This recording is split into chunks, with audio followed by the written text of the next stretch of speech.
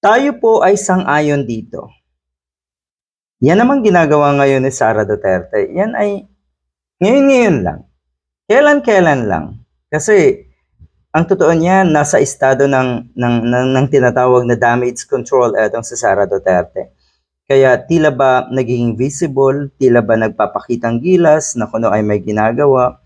Pero yun nga, ngayon lang yan.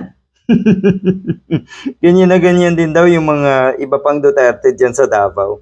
Ang kakapal daw ng mukha ninyo, ano ho? Tapos ano, hangang-hanga pa rin ang mga DDS.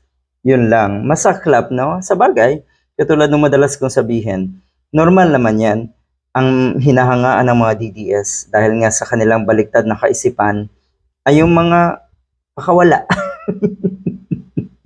yung mga walang hiya, yung mga kriminal, yung mga balasubas na nasa gobyerno. Yan. Yan ang kanilang mga idolo.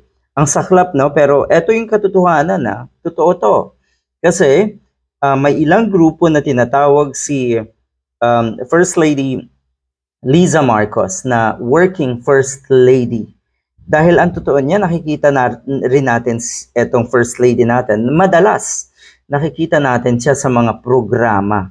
Uma-attend ng mga pagtitipon.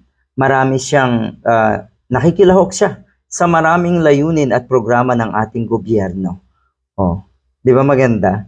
Maganda sanang ganon. Tapos ano, todo sira pa, todo panira pa etong mga diehard. Ultimong itsura, fashion, at kung ano-ano pa ay sinisiraan tungkol kay First Lady Liza Marcos. Totoo naman, nagtatrabaho. Kung nagtatrabaho etong First Lady, so hindi nyo rin ba nakikita na masigasig ang nasa Malacanang ang Pangulo at nagtatrabaho rin ng maayos? Hindi po nakakapagtaka na suportahan ang nasa Malacanang ng mga kakamping at ng mga kababayan natin na kahit papano ay nasa katinoan pa rin.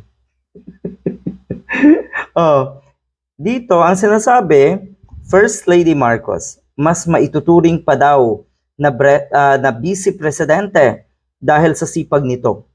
Mas maituturing pa na mataas na opisyal ng gobyerno kaysa kay Sara Duterte dahil eto daw ay nagtatrabaho. Masipag. Hindi katulad nung isa na masipag mag-press con, masipag maggala. 'Di ba? Yung mga press con para banatan ang ating gobyerno, yun yung nakakagigil.